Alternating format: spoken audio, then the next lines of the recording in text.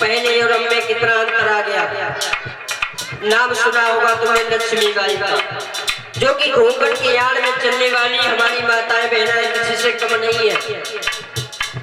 पहले के जमाने में लक्ष्मी बाई का नाम सबने सुना होगा। 5 साल के पुत्र को अपनी पीठ पे बांध करके अंग्रेजों से बाहर किया था, वो भी रानी थी पहले, अब नहीं।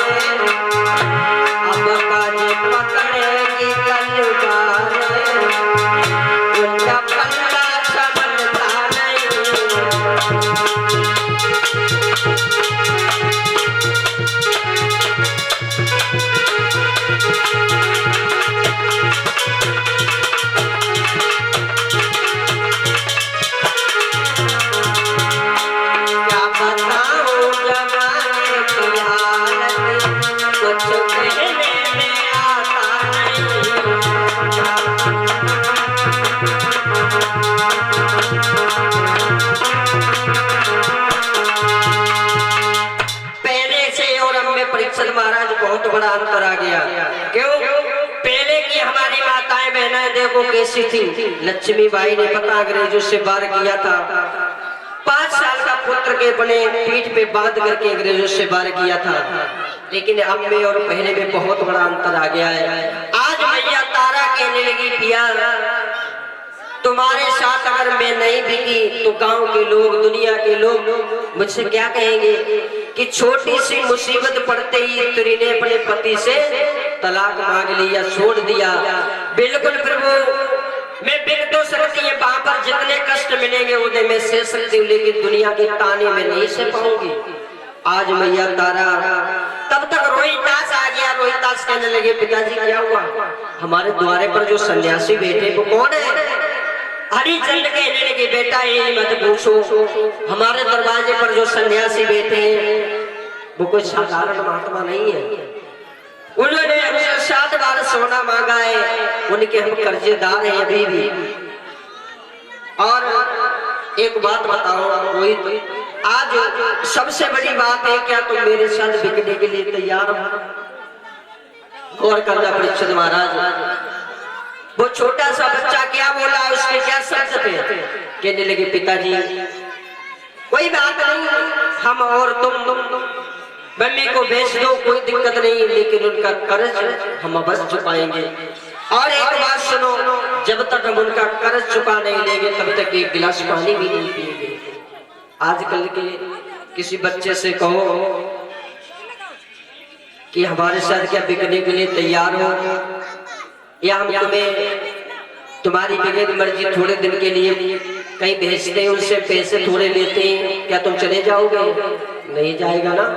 लेकिन वो रोहित के कहने लगा कि प्रभु कोई बात नहीं, हम बिकने के लिए तैयार हैं। आज मैया तारा पुत्र रोहितास महाराज हरिश्चंद्र बिकने के लिए जैसे ही तैयार हुई, जो राक्षसी वस्त्रों में घूमते थे महाराज हरिश्चंद्र, आज ऐसी हालत बना ली है। उन तीनों लोगों ने फटे पुराने वस्त्र जैसे पहनने के बाद मैया तारा के बारे में बताया तुम्हें परीक्षित महाराज, जिनके कहने पर 1000 दास दासियां नाचा करते थे।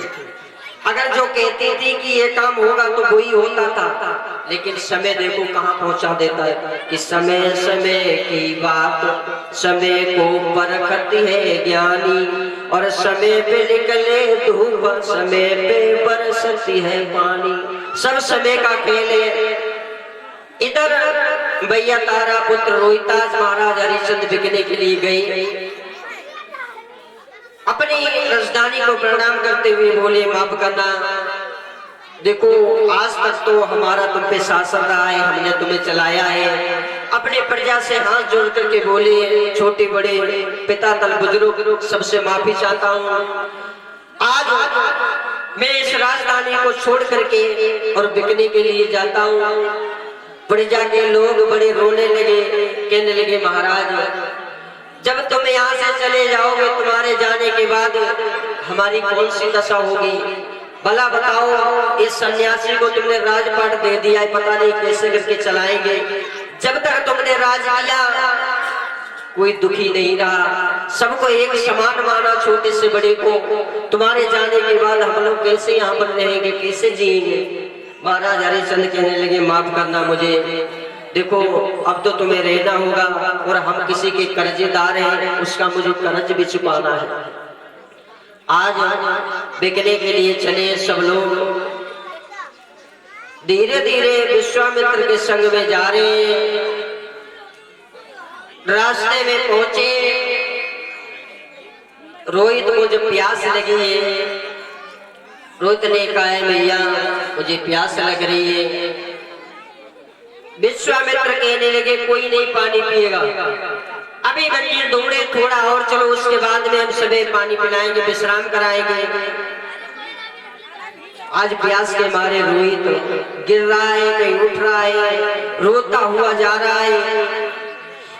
जैसे ही पहुंच गए अकबर में विश्वामित्र कहने लगे रुक जाओ पानी पी लो, अगर तुम मर गए तो हमारा कर्ज कौन चुकाएगा, ऐसे पानी पी लो और थोड़ा दम ले लो। रोहितास कहने लगे देखो महात्मन मुझे माफ करना,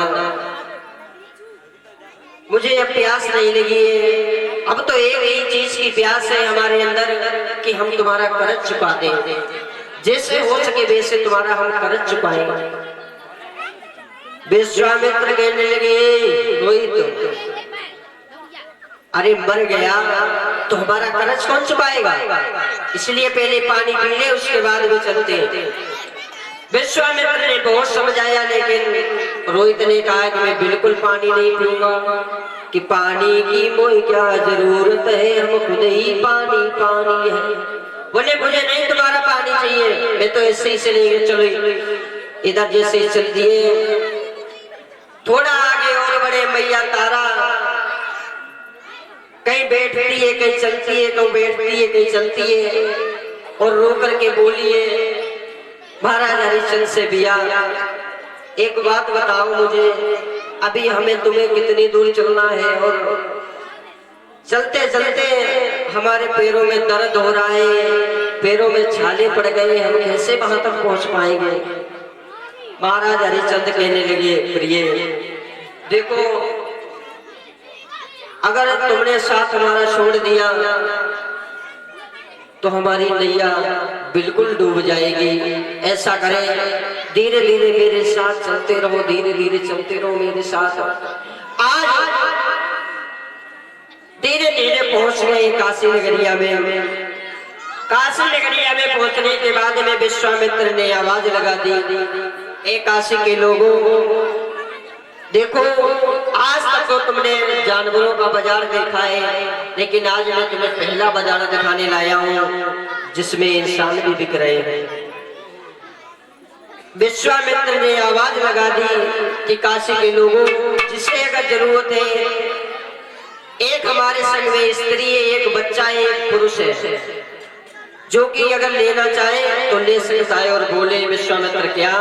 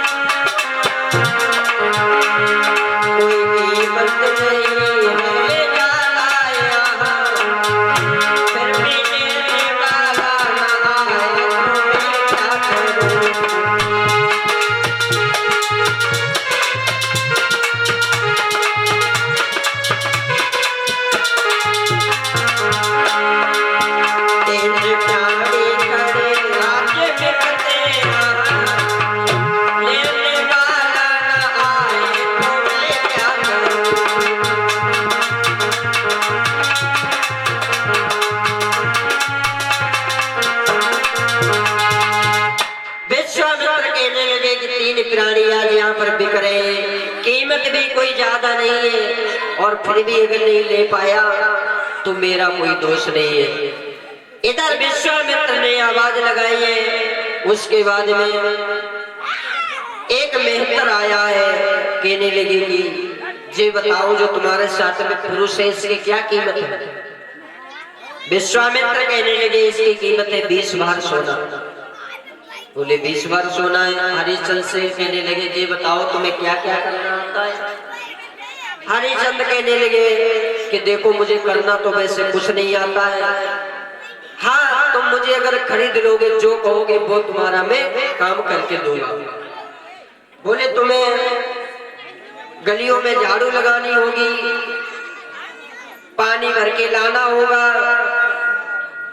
शमशान में ड्यूटी देनी होगी तुम्हें, अगर इतना कर सको तो बताओ। हरिचंद कहने लगे तुम ले चलो, मुझे अगर करना आता है या आता है उससे कोई मतलब नहीं, तुम मुझे ले चलो। बोले ठीक है। आज कालू मेहतर ने महाराज हरिचंद को खरीद लिया। तब तक एक ब्राह्मण देवता आगे कहने लगे जी बताओ कि बच्चे और स्त्री की क्या कीमत है। विश्वामित्र कहने लगे दोनों की 40 भार सोना। बोले ठीक है। ब्राह्मण ने रोहितास और मैया तारा को खरीद लिया, कालू मेहतर ने हरिचंद को खरीद लिया। जैसे तीनों प्राणी अलग अलग हुए, सोई मैया तारा रोने लगी और कहने लगी प्रिय आज तक जा रहे हो मुझे छोड़ करके, शायद जीवन में पता नहीं हमारी और तुम्हारी कब मुलाकात होगी। महाराज हरिचंद कहने लगे कोई बात नहीं, देखो सबसे बड़ी बात है हमने महात्मा का कर्म तो चुका दिया, उसके बाद में आगे प्रभु की इच्छा है हमारा तुम्हारा मिलन होगा या नहीं होगा, जहाँ भी रहना खुश रहना। इधर महाराज हरिचंद उधर चले गए, मैया तारा ब्राह्मण के साथ में चली गई। जैसे ही पहुंचे महाराज हरिचंद कालू मेहतर कहने लगा हरिचंद देखो पहले तो तुम भोजन कर लो, उसके बाद में हम तुम्हें काम बता रहे हैं वो काम करके तुम लाओ। महाराज हरिचंद कहने लगे ठीक है कोई बात नहीं हम भोजन कर लेते हैं। जैसे ही महाराज हरिचंद भोजन करने के लिए बैठे, वही कपटी विश्वामित्र उन्हें चैन नहीं पड़ा और कहने लगे हरिचंद अगर हमने तुम्हें धर्म से दिला ना दिया तो हमारा भी नाम विश्वामित्र नहीं है। इधर महाराज विश्वामित्र ने क्या किया, एक भूखे भिखारी का वेश बनाया। महाराज हरिचंद जहाँ भोजन करने वहां पहुंच गए। कहने लगे ऐसा है कि हमें आज 4-5 दिन हो गए हमने भोजन नहीं किया है, क्या मुझे भोजन इसमें से आधा दे सकते हो तुम। महाराज हरिचंद कहने लगे कोई बात नहीं हमें भी इतनी भूख नहीं है, लो तुम ये भोजन तुम खा लो। महाराज हरिचंद ने उससे भोजन दे दिया। उसके बाद में महाराज हरिचंद झाड़ू लेकर के गलियों में सफाई करने के लिए चली गई। इधर मैया तारा ब्राह्मण के यहाँ पर रह रही है। रोहित क्या कर रहा है, ब्राह्मण के लिए पुष्प तोड़ करके लाता है, ब्राह्मण पूजा करता है। एक दिन की बात है, ऐसे विश्वामित्र फिर इन्होंने कुत्ते का वेश बनाया, महाराज हरिचंद के पास में पहुंच गए और महाराज हरिचंद जैसे खाना खाने के लिए तैयार हुए, खाने को परसा, विश्वामित्र ने कुत्ता बन करके उसमें मुंह डाल दिया। महाराज हरिचंद ने फिर भोजन नहीं किया। धीरे धीरे बताया जा रहा है कि महाराज हरिचंद को 26 दिन हो गए इन्होंने अन्न नहीं खाया। अब एक बात बताओ, जिसे 26 दिन से अगर खाना ना मिला हो उसकी क्या हालत होगी। महाराज हरिचंद सोच रहे प्रभु हमारे साथ में अभी क्या क्या होना बाकी है, क्या क्या करोगे तुम। आज जैसे महाराज हरिचंद ने इतने विचार किए, उसके बाद में कालू मेहतर आ गया। कहने लगे हरिचंद एक बात सुनो, एक घड़ा उठाओ और एक घड़ा उठा करके पानी भर के लाओ। महाराज हरिचंद ने तो ये तो कहा नहीं कि प्रभु मुझे 26 दिन आज हो गए, बड़ा बताओ घड़ा हमसे कैसे आएगा।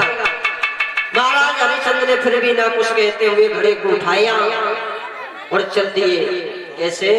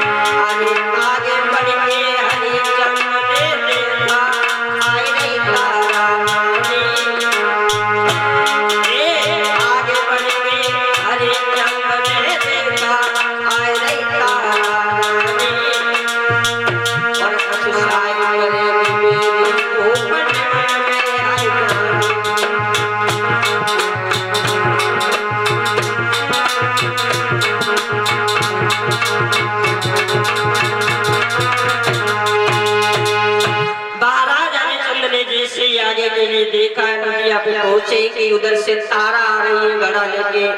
महाराज हरिश्चंद्र सोचने लगे अब तो कोई बात नहीं, हमारी पत्नी आ रही है और हम मिले भी नहीं काफी दिन से, अपनी पत्नी से मिल लेंगे।